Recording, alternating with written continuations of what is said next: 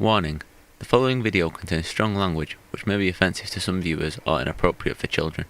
The content within this video is intended for mature audiences only.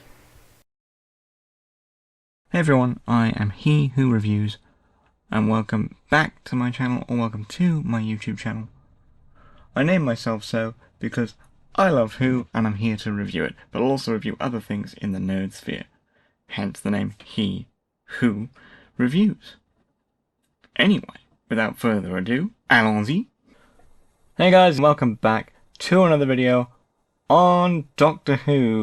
So as you can see from the title of this video is going to be on Wild Blue Yonder and how it handled the flux. So, without further ado, let's get into it.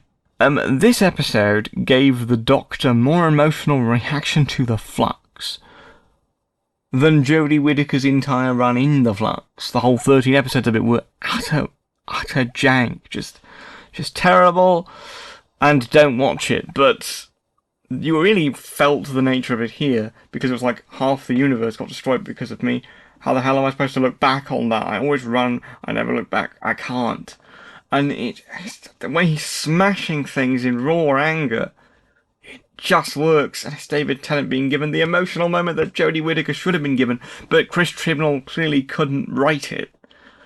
Oh, it works. It really oversells the flux as something big and meaningful. In execution, it was terrible to watch, but it sells the actual effects of that, because we've never really seen that, and the only thing we left off on was the Doctor's memories being hidden in the TARDIS, the chameleon arch being hidden in the TARDIS, and it was just like, don't give me this unless I really ask for it, and I don't care that the whole half the universe has been destroyed. This is your fault, Tecteun and the rest of you. And it's just like, well, yeah, but you're supposed to care. You're the Doctor, for crying out loud, woman.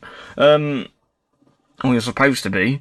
So yeah, Russell T Davies really gave the flux context, and a good writer picked up a thread that was terribly written in execution and went, no, this has emotional meaning for them. Unfortunately, it doesn't work going back in context, because the flux was still written fucking poorly. So yeah, this recontextualizes the flux in a helpful way, but don't rewatch it, because it's not going to be worth it. And I liked that. I love the emotion here. You really see 14's difference from 10.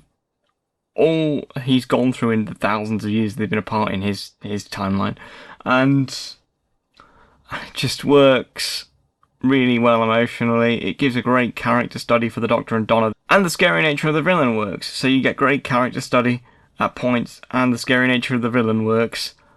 Yeah, well, I feel like I'm rambling, so I'll wrap this up quickly. So, in summary, my thoughts on how Wild Blue Yonder handled the flux. I feel like it was, overall, I liked the emotional way it handled it, because it gave it the emotional handling it needed that Chris Chibnall clearly couldn't write. And it showed that really did have impact for the Doctor.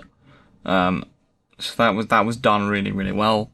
The thing I didn't like about it was essentially just, I don't like the idea of bringing up the flux of the Timeless Children too much, because frankly, they weren't good writing points. They weren't good times for the show, in my humble opinion.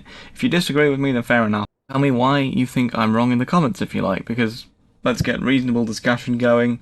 But for me, it just didn't land well. For me, it wasn't a good point of Doctor Who.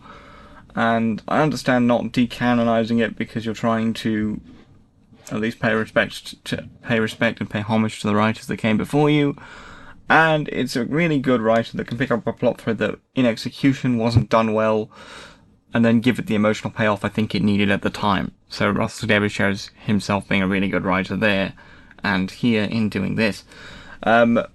However, I don't want them to make too much reference to the flux or the Timeless Child, like them dealing with it now, sort of retconning. It did have emotional meaning, it did resonate, it was something that was big for them, and trying to correct the mistakes in the execution in the past, fair play, but I really don't want them to reference it too much, because frankly they weren't good plot threads, and going back and watching it in context doesn't work.